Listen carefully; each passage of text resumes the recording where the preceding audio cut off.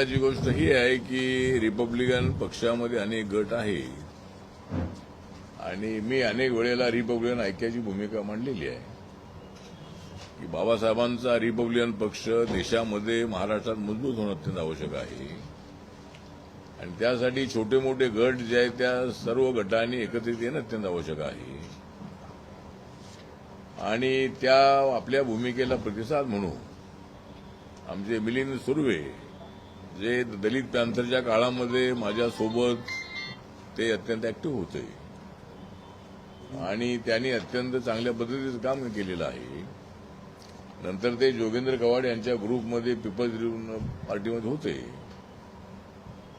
पण त्यांनी काही वर्षभरापूर्वी कधी 4 वर्षापूर्वी त्यांनी आपल्या जोगेंद्र कवाड सरांच्या पासून वेगळं होऊन त्यांनी रिपब्लिकन महाराष्ट्र पीपल्स रिपब्लिकन पक्ष महाराष्ट्र असा पक्ष स्थापन केलेला होता आणि त्यांनी इच्छा व्यक्त केली की आपल्या ऐक्याच्या प्रतिसादाला आम्ही आपल्याला पाठिंबा देत आहोत आणि छोट्या मोठ्या गटांनी आता जो मोठा गट आपला रिपब्लिकन पक्षाचा आहे त्याच्यामध्ये सामील झालं पाहिजे असा निर्णय आमच्या ग्रुपने घेतलेला आहे आणि त्याप्रमाणे या ठिकाणी आपले मिलिंद सुर्वे जे आहे हे आपल्या पक्षामध्ये त्यांच्या अनेक अवयवांसह आपल्या पक्षामध्ये आलेले आहेत. त्यांच्यासोबत मुंबईचे अध्यक्ष मंगेश पगारे जे रामाबाई कॉलनीमध्ये राहतात ते यांच्यासोबत आलेले आहेत. म्हणजे अजून अनेक लोक आहेत पण काही लोकांची नावं मी सांगतो की राज्याचे महासचिव डॉक्टर उमेश पवार, राज्य उपाध्यक्ष अशोक तांबे, दुसरे शशिकांत शिंदे, मोहन बोदडे, नरसिंग कट्टा, भीमसेन जाधव, रोहिदास वाघमारे, अजित लगाडे, गोविंद साळवी, विक्रम दमना, बमला, विजय बंडागळे, तुकाराम हेगडे. विजय बंडागळे राम बंडागळे नाहीत ना? नाही विजय पवायचे. विजय बंडागळे, तुकाराम हेगडे, चंद्रकांत रुपेकर, कविताबाई निकम, फिरोज शेख, राजू पांचाळ, जोनाभाई सांडेवाल, सारिक लायती आणलं नाही का? ते पट्ट्यावर आणायला पाहिजे होतं नाही तर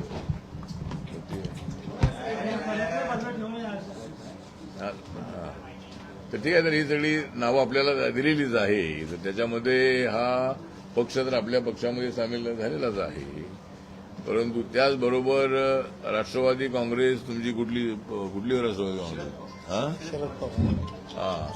शरद पवार साहेबांची जी राष्ट्रवादी काँग्रेस आहे म्हणजे पूर्वी आरपीआय म्हटलं की कोणता गट असं विचारायला लागायचं. अलीकडे राष्ट्रवादी काँग्रेस म्हटलं की कोणता गट आहे आपला तर ते विचारल्याशिवाय काही लक्षात येत नाही आहे. त्यामुळं राष्ट्राचे उपाध्यक्ष होते. तर राष्ट्रवादी काँग्रेस पक्ष जो पवार साहेबांचा आहे तर त्या पक्षामध्ये हे प्राध्यापक जीवन जाधव होते त्याच्या अगोदर ते माझ्या पक्षातच होते म्हणजे माझ्या पक्षातून सगळ्या पक्षात गेलेले लोक आहेत हे. त्यामुळं त्याने आता पुन्हा आरपीआयमध्ये यायला सुरुवात केलेली आहे. तर जीवन जाधव जे आहेत ते प्राध्यापक आपल्या होते त्यांनी आपल्या समर्थकांसह आज रिपब्लिकन पक्षामध्ये आज त्यांनी प्रवेश केलेला आहे आणि दुसरी नावं दिली नाहीत ना? आणि जीवन जाधव यांच्यासोबत डॉक्टर रश्मी जाधव यांच्या नेतृत्वात त्यांच्या अनेक सहकार्यांनी आज रिपब्लिकन पार्टी ऑफ इंडियामध्ये प्रवेश केलेला आहे आणि काय तुम्ही नावं दिलेली नाहीत ना? आता ठीक आहे. तर हे 2 ग्रुप जे आहे किंवा हे कार्यकर्ते जे आहे हे रिपब्लिकन पार्टी ऑफ इंडियामध्ये आलेले आहे त्यांचं मी या ठिकाणी स्वागत करतो आणि रिपब्लिकन पार्टी ऑफ इंडियामधला हा जो प्रवेश आहे हा रिपब्लिकन ऐक्याला गती देण्याचा प्रयत्न करेल असा मला पूर्णपणे विश्वास आहे. त्या पट्ट्याबिट्ट्या आहेत का नाही, काय पट्ट्यावर आहेत का नाही, थोडं माहीत नाही प्रवेश आहे, हे असं कारभार आहे सगळं तुमचं. त्यामुळं इथं एक गोष्ट चांगली आहे की या दोन नेते जे आहेत, या दोन नेत्यांच्या नेतृत्वाखाली मिलिंद सुर्वे आणि प्राध्यापक जीवन जाधव यांच्या नेतृत्वाखाली शेकडो कार्यकर्त्यांनी आरपीआयमध्ये येण्याचा निर्णय घेतलेला आहे आणि आरपीआयच्या ऐक्याला गती देणारा हा निर्णय आहे. बाकीच्या गटातटांना मी विनंती करतो की सगळ्या गटांनी एकत्रित येऊन बाबासाहेबांचा रिपब्लिकन पक्ष मजबूत करणं अत्यंत आवश्यक आहे. माझं आंबेडकर फॅमिलीमधल्याही नेत्यांना आव्हान आहे. मुख्य प्रकाश आंबेडकर साहेबांना माझं आव्हान आहे. त्यांनी सुद्धा ऐक्याच्या संबंधामध्ये भूमिका घेणं अत्यंत आवश्यक आहे आणि आपलं ऐक्य झालं तर आपली एक मोठी ताकद उभी राहणार आहे. त्यामुळे ऐक्य व्हावं अशी माझी इच्छा आहे. त्याच्यामध्ये 2 पावलं मागे यावी लागली तरी हरकत नाही. रिपब्लिकन पक्षाचं ऐक्य झालं पाहिजे. पण आता रिपब्लिकन पक्षाचं ऐक्य कधी होईल ते बघूया. पण मी नरेंद्र मोदींच्या मंत्रिमंडळामध्ये असताना मी गेल्या अनेक वर्षांमध्ये दिल्लीशी माझा संपर्क आहे आणि नरेंद्र मोदी साहेबांच्या मंत्रिमंडळामध्ये आल्यानंतर मला आता मंत्रिमंडळामध्ये येऊन जवळजवळ 10 वर्ष होतील आता जुलैमध्ये. तर त्या ठिकाणी गेल्यानंतर आपला जो रिपब्लिकन पार्टी ऑफ इंडिया आहे हा देशाच्या सर्व राज्यामध्ये घेऊन जाण्याची संधी मला मिळालेली आहे. अंदमान निकोबार पासून लक्षद्वीप पासून दादरा नगर हवेली असेल, दीव दमन असेल किंवा जी 28 राज्य आहेत त्या 28 राज्यामध्ये आरपीआयच्या शाखा आहेत. त्याचबरोबर बाकीचे 8 केंद्रशासित प्रदेश आहेत त्या ठिकाणी सुद्धा रिपब्लिकन पक्ष आहे. त्यामुळं सर्व देशभरामध्ये आरपीआय मला घेऊन जाण्याची संधी मिळालेली आहे आणि आपला रिपब्लिकन पक्ष नागालँडमध्ये आपले 2 आमदार निवडून आलेले आहेत. नागालँडमध्ये आपल्या पक्षाला त्या ठिकाणी गन्ना किसानी सिम्बॉल मिळालेला आहे, त्या ठिकाणी मान्यता मिळालेली आहे. मणिपूरमध्ये मागच्या लोकसभेमध्ये आमचा एक उमेदवार उभा होता आणि त्याला 1.5 लाख मतं मिळाली आणि मणिपूरमध्ये आपला पक्ष रेकग्नाइज आहे. आता 2 राज्यामध्ये जर आपल्या पक्षाला रेकग्नायझेशन मिळालं तर आपला पक्ष जो आहे हा राष्ट्रीय पक्ष म्हणून या पक्षाला मान्यता मिळेल.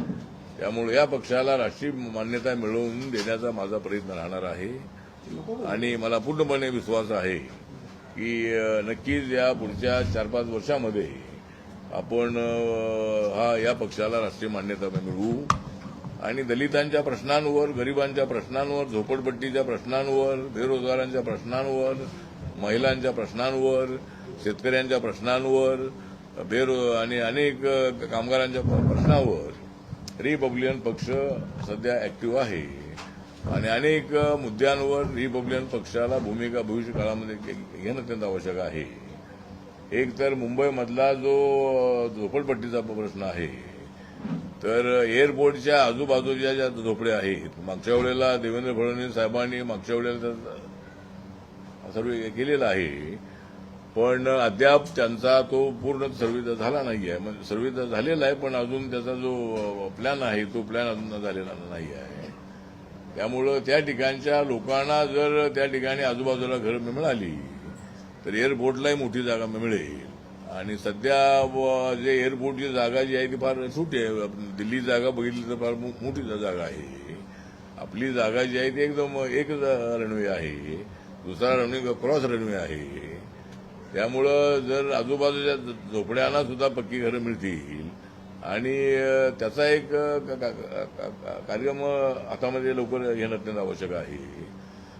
त्याचबरोबर सगळ्या झोपड्या ज्या आहेत या झोपड्यांना आमची मागणी अशी आहे की 300 स्क्वेअर फुटाचं जे घर आहे हे घर थोडं छोटं घर आहे, ते कार्पेट एरियाचं घर आहे. पण आमच्या पक्षाची मागणी अशी आहे की 450 फुटाचं घर मिळावं कार्पेट एरियाचं आणि हे एवढं घर बिल्डरनी दिलं तर बिल्डरला 450 फूट विकायला मिळणार आहे. त्यामुळे बिल्डरला काय त्यामध्ये नुकसान अजिबात नाही आहे, राज्य सरकारलाही पैसे त्यामध्ये द्यायचे नाही आहे.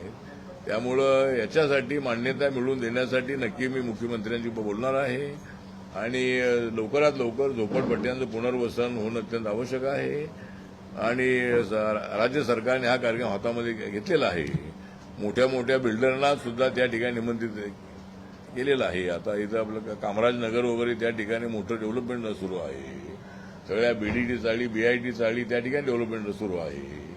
त्यामुळं देवेंद्र फडणवीस यांचं सरकार जे आहे ते अत्यंत चांगलं काम करत आहे.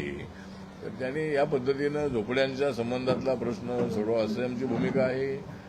त्यानंतर आता 5 राज्यामध्ये ज्या निवडणुका होत आहेत तर त्या ठिकाणी गन्ना किसानी सिम्बॉल आपल्याला मिळालेला आहे. आणि 5 राज्यापैकी आम्ही वेस्ट बेंगॉलमध्ये निवडणूक लढवायची नाही असं आम्ही ठरवलेलं आहे.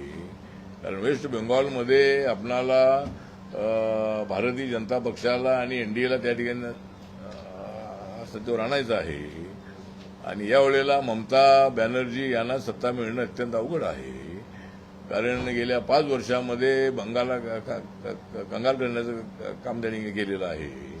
सोनेर बंगला जो आहे तो सोनेर बंगला सोन्याचा बंगला बनवायचा होता, पण तो सोनेर बंगला काही झाला नाही आहे. त्यामुळे नरेंद्र मोदींच्या नेतृत्वाखाली वेस्ट बेंगॉलमधल्या लोकांना न्याय देण्याची आमची भूमिका आहे. बंगाली बोलणाऱ्याला आमचा विरोध आहे असं बिलकुल अजिबात नाही. वेस्ट बेंगॉलमधले जे बांगला भाषिक लोक आहेत हे सगळे आमचे लोक आहेत आणि त्यांना विरोध करण्याची भूमिका आमची एनडीएची किंवा बीजेपीची अजिबात नाही, आरपीआयची अजिबात नाही. त्या वेस्ट बेंगॉलमधल्या सर्व लोकांना न्याय देण्याची भूमिका आमची आहे.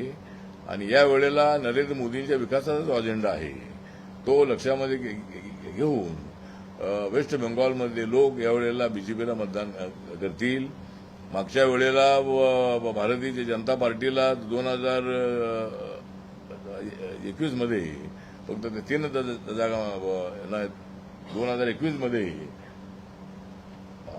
77 जागा त्यांच्या निवडून आल्या होत्या आणि त्याच्या अगोदर 3 जागा बीजेपीच्या होत्या. त्यामुळे 90 ते 95 जागा बीजेपीच्या 1000-2-3 मतांनी हरल्या होत्या.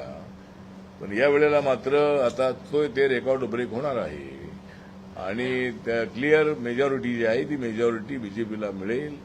आणि त्या ठिकाणी लॉ अँड ऑर्डरची स्थिती अत्यंत गंभीर आहे. त्या ठिकाणी गुंडागर्दी फार वाढलेली आहे आणि ममता बॅनर्जी यांचं सरकार त्या ठिकाणी त्याला जबाबदार आहे. त्या ठिकाणी सीबीआयवाल्यांनी इन्क्वायरी करू दिली आझाद नाही आहे. ईडीचे लोक जर गेले तर त्यांना त्या ठिकाणी हाकलून देण्यात येत आहे. त्यामुळे असं लोकशाहीला घातक अशी कृत्ये त्या ठिकाणी घडत आहेत. त्यामुळं बेंगॉलमध्ये नक्की आपलं सरकार येईल. आसाममध्ये नक्की आपलं सरकार तिथं ऑलरेडी आहे, ते नक्की येणार आहे. पांडिचेरीमध्ये आपलं सरकार आहे. आणि यावेळेला तामिळनाडूमध्ये त्या त्याठिकाणी एडीएमके आणि बीजेपीचा अलायन्स आहे. त्यामुळं त्या ठिकाणी मात्र आमचा पक्ष जो आहे, आमच्या पक्षाला काय जागा तिथं मिळाली नाही. त्यामुळे 25 ठिकाणी जरी 25 ते 30 ठिकाणी आमचा पक्ष त्या ठिकाणी निवडणूक लढणार आहे. आणि बाकीच्या ठिकाणी एनडीएला त्या ठिकाणी आमचा पाठिंबा राहणार आहे. आणि पांडिचेरीमध्ये सुद्धा आम्ही संपूर्णपणे त्या ठिकाणी बीजेपी आणि येणार काँग्रेस जी आहे रंगास्वामींची, त्याला आम्ही पाठिंबा देण्याचा निर्णय घेतलेला आहे. त्यामुळे या 5 राज्यामध्ये 4 राज्यामध्ये जर निवडणूक आपण जिंकण्याची आम्हाला अपेक्षा आहे. पण केरळमध्ये सुद्धा एक जबरदस्त अशा पद्धतीचं कॉम्पिटिशन त्या ठिकाणी आहे. आणि कधी काँग्रेसच्या नेतृत्वाखालचं सरकार, कधी कम्युनिस्टच्या नेतृत्वाखालचं सरकार, अशी सरकार तिथे आलेली आहे. पण यावेळेला भारतीय जनता पार्टी आणि जी एनडी त्या ठिकाणी आहे त्यांना त्या ठिकाणी सत्ता मिळेल अशी आम्हाला अपेक्षा आहे. त्यामुळे 5 राज्यामध्ये निवडणूक जिंकण्याचा आमचा प्रयत्न आहे आणि त्या पद्धतीनं आमचं काम सुरू आहे. या ठिकाणी उपस्थित सर्व पत्रकार तेवढे पत्र आलेले दिसत नाही. हे टीव्हीवाले आणि रिपब्लिकन पक्षाचे प्रिंट मीडियावाले दिसत. राष्ट्रीय अध्यक्ष आदरणीय आठवले साहेब, त्याचबरोबर रिपब्लिकन पक्षाचे सर्व ज्येष्ठ नेते, माझ्यासह आज रिपब्लिकन पक्षामध्ये ज्यांनी प्रवेश केला ते माझे सर्व सहकारी मंगेशभाई पगारे, अनिल लगाडे, तुकाराम हेगडे, मोहन बोदाडे असे अनेक कार्यकर्ते या ठिकाणी उपस्थित आहेत. खरं तर माझ्या स्वतःच्या राजकीय प्रवासाची सुरुवात आठवले साहेबांकडूनच झाली होती. मी सुरुवातीला भारतीय दलित पॅंथरचा कार्यकर्ता होतो. त्यानंतर प्रवास सुरू झाला. शेवटी मी जोगेंद्र कवाडे यांच्या पीपल्स रिपब्लिकन पक्षाचा मी 25 वर्ष मला वाटतं मी त्यांच्या पक्षाचा मुंबईचा अध्यक्ष होतो. अध्यक्षपदी काम करत असताना मधल्या काळात अनेक पक्षांतर्गत कार्यकर्त्यांमध्ये नेतृत्वामध्ये मतभेद झाल्यामुळे आम्ही एक मुंबईतली आणि काही रत्नागिरीतली अशी कार्यकर्त्यांची एक टीम आम्ही पक्षातून बाहेर पडून आम्ही पीपल्स रिपब्लिकन पक्षाची स्थापना केली आणि गेली 4 वर्षापासून पीपल्स रिपब्लिकन पक्षाची आम्ही कामकाज या मुंबई आणि कोकणामध्ये करत आहोत. हे काम करत असताना मधल्या काळामध्ये आठवले साहेबांनी अनेक वेळा ऐक्याची घोषणा केली होती. अनेक छोटे छोटे जे गट आहेत त्यांनी एका झेंड्याखाली republican party of India Athawale साहेबांच्या पक्षात जर आले तर फार मोठी एक ताकद ह्या महाराष्ट्रामध्ये या देशामध्ये उभी राहू शकते. त्यांच्या आव्हानाला प्रतिसाद देऊन माझ्याबरोबर असलेल्या सर्व सहकाऱ्यांनी जवळजवळ आमच्या 3-4 बैठका झाल्या आणि त्या बैठकीतनं असा निर्णय घेण्यात आला की आपण पुढील काळामध्ये आपला people's republican party of Maharashtra हा republican party of India Athawale गटामध्ये विलीन करून आपण सर्व कार्यकर्ते ही आपली जी असलेली ताकद ही ताकद आठवले साहेबांच्या मागे उभी करूया आणि त्या पद्धतीचा ठराव करून आज आम्ही ह्या ठिकाणी आठवले साहेबांच्या पक्षामध्ये प्रवेश करत आहोत. निश्चितच आम्हाला आठवले साहेबांचा अनुभव आहे. अनेक वेळा चळवळीमध्ये आम्ही काम केलेलं आहे. निश्चितच माझ्यासह आलेल्या सर्व कार्यकर्त्यांना आम्ही अगोदर देखील चर्चा की सन्मानपूर्वक वागणूक देतील आणि सर्व जे कार्यकर्ते आठवले गटाचे हे आमचे चळवळीतले मित्र आहेत. अनेक वेळा भले आम्ही वेगवेगळ्या पक्षात राहिलो आहेत परंतु आम्ही एका विचारानेच काम करत होतो. आज आम्ही सर्व लोक या पक्षात आम्ही प्रवेश करत आहोत आणि निश्चितच पुढच्या काळामध्ये आम्ही हा पक्ष वाढीसाठी आम्ही सर्वजण तन मन धनाने या पक्षाच्या मागे खंबीरपणे उभी राहू. जय भीम, जय महाराष्ट्र. नाही काय पक्ष आता हे जे आता नवीन लोक जे पक्षामध्ये येत आहेत ही चांगली गोष्ट आहे. म्हणजे महाराष्ट्रामध्ये बाकीच्या राज्यामध्ये रोज पक्षामध्ये लोक येत आहेत. दिल्ली, उत्तर प्रदेश आणि बाकीच्या सर्व राज्यामध्ये रोज सर्व जाती लोक या पक्षामध्ये येत आहेत. तर महाराष्ट्रामध्ये सुद्धा ही प्रक्रिया तर चालूच आहे. वंचित बहुजन आघाडीचे अनेक कार्यकर्ते आपल्यामध्ये आलेले आहेत आणि आज मिलिंद सुर्वे आणि प्राध्यापक जीवन जाधव हे आपल्या पक्षामध्ये आल्यामुळं मुंबईमध्ये आणि कोकणामध्ये आपल्या पक्षाला अजून ताकद मिळणार आहे. त्यामुळे ही एक प्रक्रिया तर चांगली आहे की पक्षाच्या ऐक्याला प्रतिसाद देऊन या दोघांनी किंवा मिलिंद सुर्वेंनी आपला गट प्रकाश विलीन केलेला आपल्या पक्षामध्ये आणि त्यामुळं रिपब्लिकन पक्ष वाढीसाठी याचा चांगला उपयोग होईल असा मला विश्वास आहे. हा क्या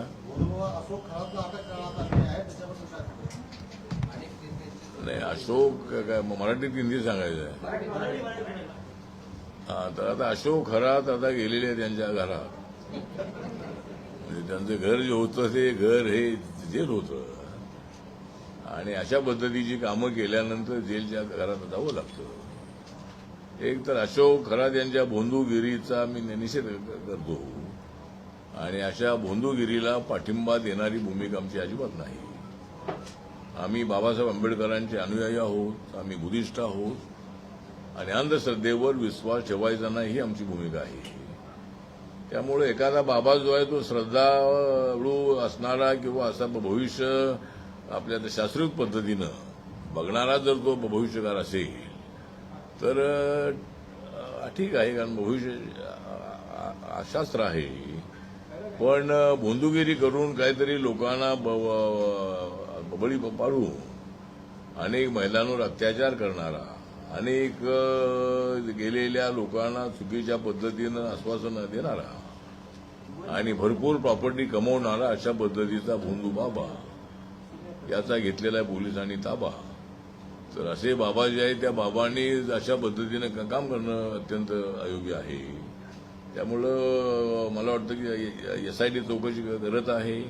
माननीय देवेंद्र फडणवीस यांनी अत्यंत चांगली ऍक्शन घेतलेली आहे आणि या प्रकरणाची संपूर्ण सखोल चौकशी करण्याचे आदेश दिलेले आहे आणि पोलिसांच्या माध्यमातून त्याची चौकशी पूर्णपणे होत आहे आणि या खराब बाबाचं साम्राज्य उद्ध्वस्त करण्याचं जे काम आहे हे काम नक्की राज्य सरकारच्या वतीनं होत आहे. अनेक मोठे मोठे नेत्यांच्या त्याच्या संपर्कात दुसरा कोण होता?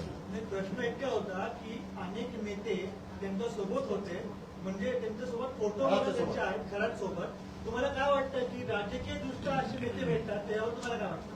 नाही, माझा फोटो अजिबात या ठिकाणी नाही. त्यामुळं नेत्यांचे फोटो असतीलही, परंतु आता एक तर एखादी श्रद्धा म्हणून कुणी जर जात असेल तर कदाचित त्या नेत्यांना काही माहीत नव्हतं की बाबा हा बाबाच्या ऍक्टिव्हिटीज काय आहे त्या. पण याच्या पुढे मात्र नेत्याने लक्षात ठेवावं की अशा बाबांकडे जात असताना तो बाबा बंधू बाबा आहे का, त्याचं कॅरेक्टर काय आहे, या सगळ्या बाबीची चौकशी करून नेत्यांनी सुद्धा त्या ठिकाणी जावं. नाहीतर पुन्हा नेत्यांच्या पाठीमागे कायदा लागेल. त्यामुळं नेत्यांनी म्हणजे त्यांचा एका विश्वासाने ते त्या ठिकाणी गेले असतील ही, पण फोटो आहेत म्हणून त्यांच्यावर कारवाई झाली पाहिजे या मताचा मी नाही.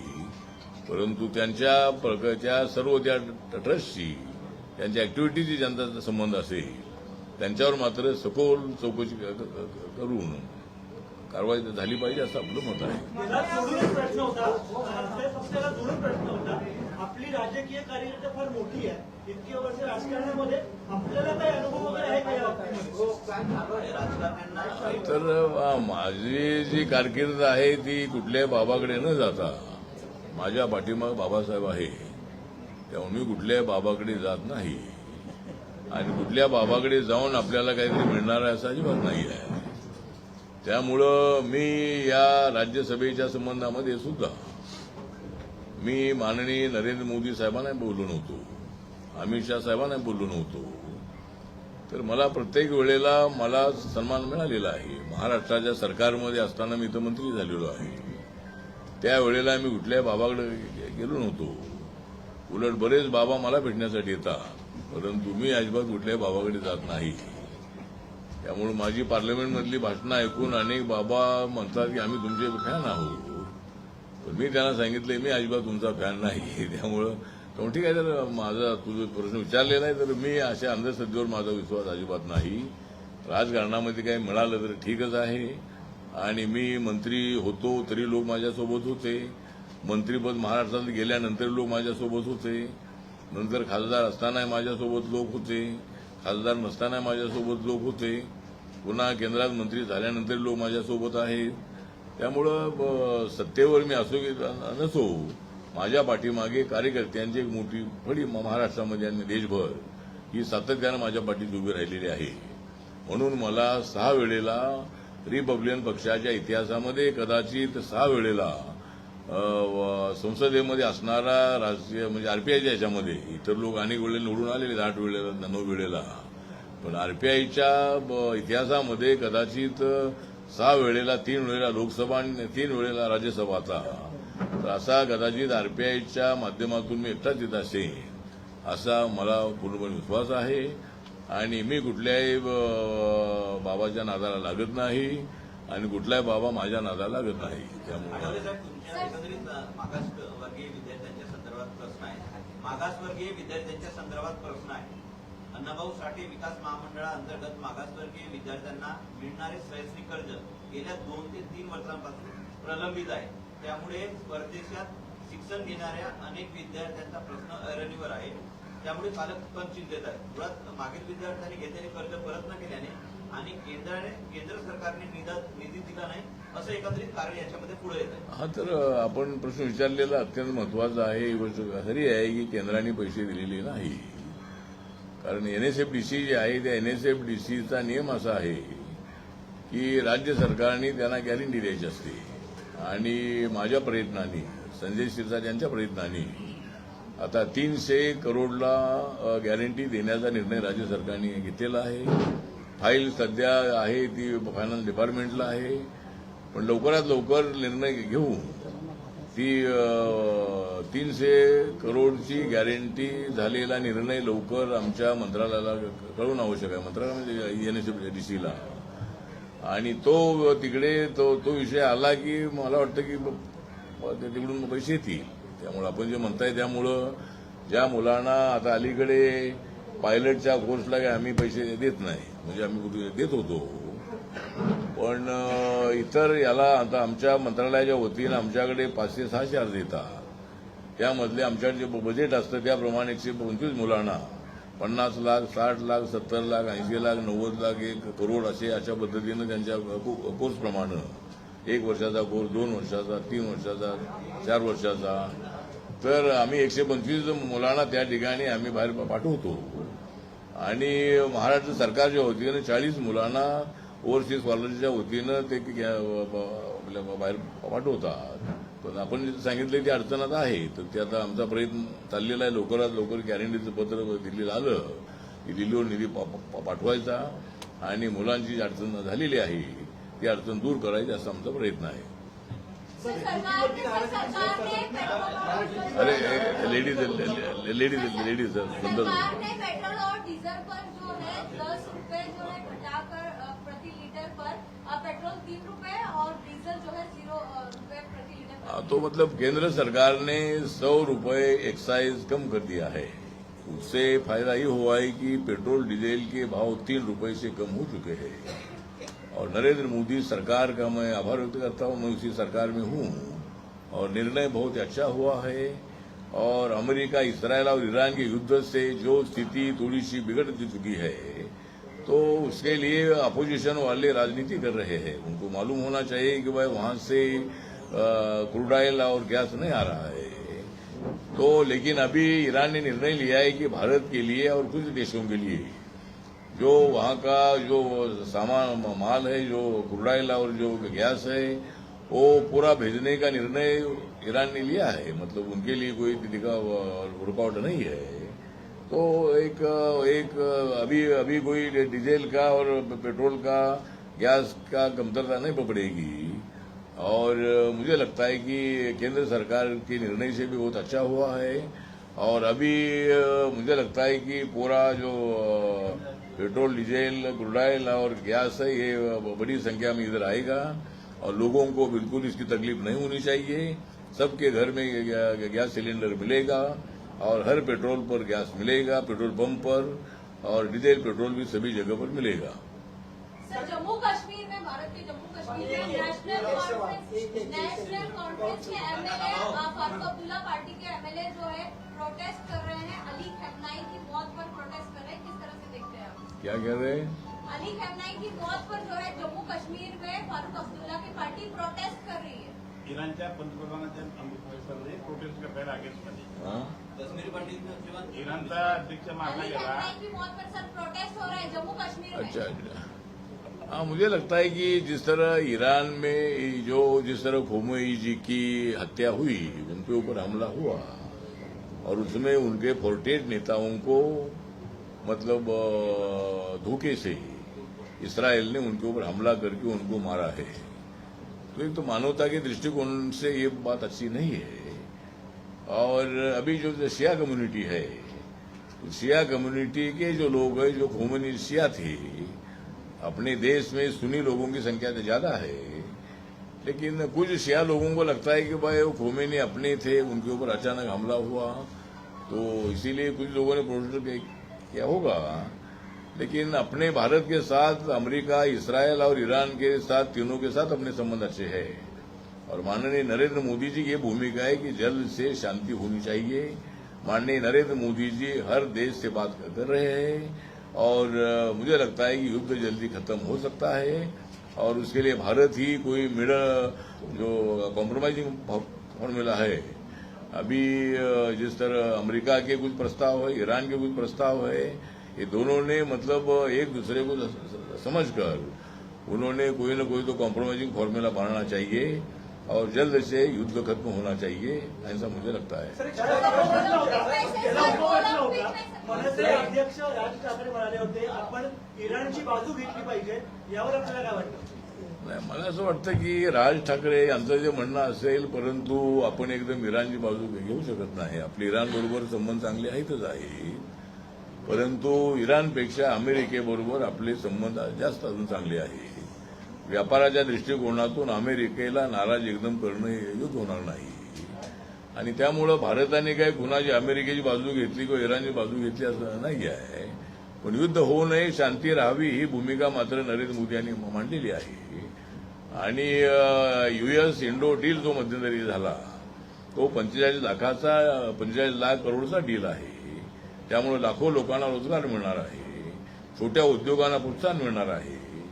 त्यामुळे अपोजिशनने किती विरोध केला असला तरी सुद्धा US बरोबर आपल्या अनेक वर्षांपासून काँग्रेसच्या काळापासून, काँग्रेस ज्यावेळेला सरकार काँग्रेसची सरकार होती त्यावेळेला सुद्धा अमेरिकेसोबत आपले संबंध चांगले होते. आपले रशियासोबत संबंध अत्यंत चांगले आहेत, इस्रायल बरोबर संबंध अत्यंत चांगले आहेत, आणि इराण बरोबर सुद्धा कसलाही वाद आपला नाही. पण म्हणून मला असं वाटतं की आम्ही कुणाची बाजू घेण्याचा विषय नाही, पण युद्ध थांबलं पाहिजे. आणि नरेंद्र मोदी यांनी सांगितलं की आम्हाला युद्ध नको, आम्हाला बुद्ध हवा आहे, आम्हाला शांती हवी आहे. त्याप्रमाणे लवकर मला वाटतं की दोघांमध्ये कॉम्प्रोमाइज होईल अशी अपेक्षा आहे. सर, एक छोटासा प्रश्न आहे. विषय असा आहे की आपल्याला भाजपनं तिसऱ्यांदा खासदारकी दिली, त्याबद्दल सर्वप्रथम आपलं अभिनंदन. पण तुम्ही अशी काय जादू करता की मोदी शहा तुम्हाला तुमची खासदारकी वारंवार देतात, पण अनुभव पक्षात असा आहे की तुमच्या पक्षातले पदाधिकारी आणि कार्यकर्ते मात्र उपस्थित राहतात. फक्त एकदा 6 महिन्या काळासाठी तुम्हाला तुमच्या पक्षाला राज्यात मंत्रीपद मिळालं, पण तुम्हाला महामंडळ मिळत नाही, विधान परिषद मिळत नाही, महायुतीत तुम्हाला जागा वाटपात स्थान मिळत नाही, कार्यकर्ता मात्र उपेक्षित राहतो. आठवले साहेबांना मात्र राज्यसभा आणि मंत्रीपद मिळतं. अशी काय जादू करतात? नाही, जादू माझी हे आहे की माझी जादू जी आहे ती माझ्याकडे जादू अजिबात नाही. कारण मी नाही साधू, मग कशाचे माझ्याकडे जादू. त्यामुळे जादू माझ्याकडे नाही. पण माझ्याबद्दल नरेंद्र मोदींना अत्यंत चांगल्या पद्धतीचं प्रेम आहे. मी संसदेमध्ये आणि देशभरामध्ये नरेंद्र मोदींच्या विकासाचा अजेंडा लोकांसमोर मांडत असतो. आणि त्यामुळं नरेंद्र मोदी साहेबांना माहित आहे की आपल्या मंत्रिमंडळामध्ये आठवले असले पाहिजे. जर माझी राज्यसभा आता कट झाली असती तर मी काय मजाने मी असं म्हणालो की काही लोक म्हणत होते की माझी राज्यसभा होणार आहे कट, तर मी काल म्हणणार होतो की त्याला मी बोललो हट. तर ठीक आहे, तर राज्यविषय नाही आहे, पण आपल्या राज्यामध्ये अजून काही मिळत नाही गोष्ट खरी आहे. माझ्या ज्या कार्यकर्त्यांमुळं मी दिल्लीमध्ये पोहोचलेलो आहे, त्यांना संधी मिळाली पाहिजे या मतातच मी आहे. पण मित्रपक्षांकडून तेवढं सहकार्य मिळत नाही. पण या वेळेला मात्र देवेंद्र फडणवीस यांनी सांगितलेलं आहे की रिपब्लिकन पक्षाला एक MLC देण्याचं मान्य केलेलं आहे, 1 किंवा 2 महामंडळाचे अध्यक्षपद देण्याचं मान्य केलेलं आहे. आणि काही ठिकाणी एक 30-40 लोकांना जर संधी मिळाली आपल्याला आपल्या सदस्य पदावरती, तर अनेक कार्यकर्त्यांना संधी देता येऊ शकेल. त्यामुळे या वेळेला मात्र सत्तेमध्ये आम्हाला भागीदारी मिळेल अशी अपेक्षा आहे. पण RPIला जागा मिळत नाही दिवस खरी आहे, आणि त्याचं कारण सुद्धा आम्ही शोधणं अत्यंत आवश्यक आहे. आम्ही सुद्धा आता आमचा पक्ष सर्व जाती धर्मांचा बनवला पाहिजे, सगळ्या जातीच्या कार्यकर्त्यांना सोबत आणलं पाहिजे, आणि आपापल्या भागामध्ये आपली ताकद वाढवली पाहिजे. जर मित्रपक्षांनी जागा दिल्या नाही तर स्वतःच्या बळावर जागा लढवून काय जागा निवडून आणल्या पाहिजे, अशी तयारी आम्हाला भविष्य काळामध्ये करावी लागेल. पण मित्रपक्षाकडून यावेळेला काय संधी आम्हाला महापालिकेमध्ये तशी मिळाली नाही. पण पुण्यामध्ये मात्र आमचा डेप्युटी मेयर केलेला आहे. आणि जर मुंबईमध्ये आम्हाला काय 1-8-10 जागा मिळाल्या असत्या तर बरं झालं असतं. पण आम्हाला मुंबईमध्ये एकही जागा मिळाली नाही. पण त्याबद्दल आमची नाराजी होती. पण आता देवेंद्रजींनी आम्हाला आश्वासन दिलेलं आहे, त्याप्रमाणे सत्तेची भागीदारी त्यांनी द्यावी आणि अनेक कार्यकर्त्यांना, शेकडो कार्यकर्त्यांना त्यामध्ये सामावून घेता येऊ शकेल. आठवले साहेब, यात एक असा प्रश्न आहे की मुंबई महापालिकेत आपल्या पक्षातर्फे जवळपास 25 ते 27 उमेदवार रिंगणात होते. स्वतंत्रपणे तुम्ही एबी फॉर्म दिले होते उमेदवारांना आणि ते सगळे रिंगणात होते. असं असताना महायुतीच्या प्रचाराच्या व्यासपीठावर आपण दिसत होतात. नाही आता ते असं कसं काय? नाही महायुतीच्या प्रचारामध्ये म्हणजे एकतर असं होतं की जागा आम्हाला एकही न सोडल्यामुळं आम्ही जवळजवळ 39 ठिकाणी फॉर्म भरले होते आणि त्यानंतर देवेंद्र फडणवीस साहेबांनी आम्हाला बोलवलं, त्यांच्याबरोबर आमच्याशी चर्चा झाली आणि त्याच्यामध्ये MLC महामंडळ आणि काही गोष्टी देण्यास त्यांनी मान्य केलेलं आहे आणि वेगळं लढून काय या ठिकाणी निवडून येणं थोडं अशक्य आहे. त्यामुळं मग शेवटी चर्चेमध्ये असं ठरलं की देवेंद्र फडणवीस आम्हाला म्हणाले तर 10-12 जागा लढत असाल तर बघा, जर आपल्या आमच्याकडे कार्यकर्ते भरपूर असल्यामुळे आम्हाला अडचण झाली. एकनाथ शिंदेच्या बरोबर आमची चर्चा शेवटपर्यंत चालली आणि RPIला 5-6 जागा सोडण्याची आमची तयारी होती, पण ते काही शक्य झालं नाही असं त्यांनी सांगितलं. आणि जर आपले कार्यकर्ते लढण्यासाठी उत्सुक असतील तर 10-12 जागा लढा असं ते म्हणाले होते मैत्रीपूर्ण, म्हणून आम्ही त्या लढलो. पण त्या ठिकाणी काही मतं आम्हाला मिळाली नाहीत, कारण आम्ही सगळे कार्यकर्ते इकडे आपल्या BJP आणि महायुतीचा प्रचार करत होते. त्यामुळं आमची ताकद खाली आहे, पण आम्हाला काही मतं तशी मिळाली नाही. पण ठीक आहे.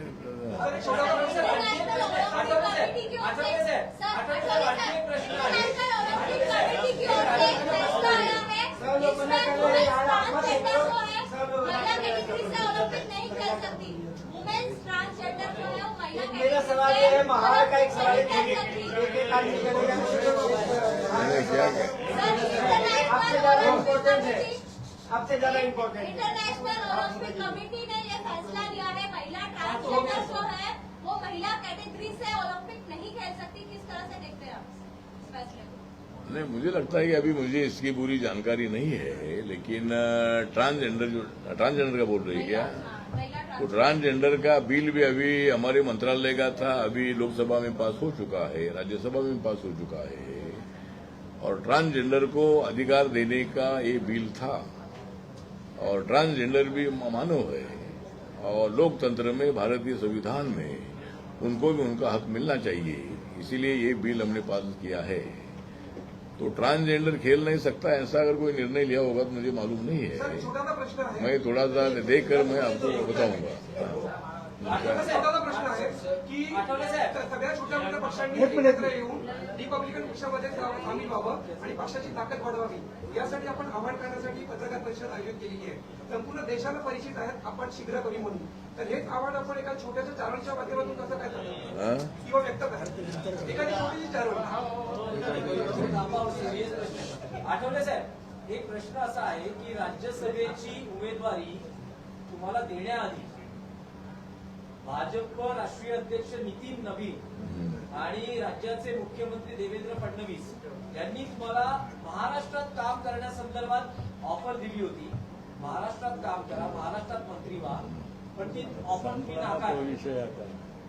नाही, महाराष्ट्रामध्ये मी होतो, आता माझा पक्ष हा ऑल इंडिया लेवलचा पक्ष असल्यामुळं आणि माझी पकड ही दिल्लीमध्ये चांगली मजबूत बसलेली असल्यामुळं मला महाराष्ट्रामध्ये येण्याच्या संबंधामध्ये माझ्यासमोर तशी चर्चा होती, पण मी त्यासाठी नकार दिला होता की महाराष्ट्रामध्ये मी आहे, जरी माझं केंद्रात मंत्री असलो तरी महाराष्ट्रामध्ये मी असतोच इथे महाराष्ट्रामध्ये, तर महाराष्ट्रामध्ये मी आलो तर माझ्या पक्षाचं नुकसान होईल आणि म्हणून मी त्यांना सांगितलेलं होतं की मला दिल्लीमध्येच राहायचं आहे आणि नरेंद्र मोदी साहेब, अमित शाह साहेब हे सगळे मला दिल्लीमध्ये ठेवण्याच्या विचाराचे होते आणि देवेंद्र फडणवीस यांचा सुद्धा आग्रह होता की मी दिल्लीमध्ये राहिलो पाहिजे, पण 2 वेळेला BJP राज्यसभा देते, 3ऱ्या वेळेला देत नाही असा नियम त्यांच्या पक्षामध्ये असल्यामुळं कदाचित हा विषय पुढे आला होता की आता आठवलेंचं काय करायचं, त्यांना राज्यामध्ये पाठवायचं का? तर मी तर त्यांना सांगितलं होतं की मी काय राज्यामध्ये जाणार नाही म्हणून। एक तर नितीन नवीन आणि BL संतोष यांच्यासोबत माझी अर्धा तास मिटिंग झाली होती दिल्लीमध्ये आणि त्या मिटिंगमध्ये त्यांना मी सर्व आढावा सांगितला होता की माझा पक्ष ऑल इंडिया लेव्हलचा पक्ष आहे आणि मी महाराष्ट्रामध्ये राहून एनडीए सरकारला तेवढा बळ अजिबात येणार नाही. दलित आणि जे मला मानणारे असंख्य जातीचे लोक आहेत त्या लोकांना एनडीए सोबत ठेवण्यासाठी मला दिल्लीमध्ये राहणं आवश्यक आहे. आणि माझा पक्ष हा ऑल इंडिया लेव्हलचा छोटा का सेना पण माझा पक्ष हा ऑल इंडिया लेव्हलचा पक्ष आहे आणि त्यामुळं मला ती संधी मिळालेली आहे.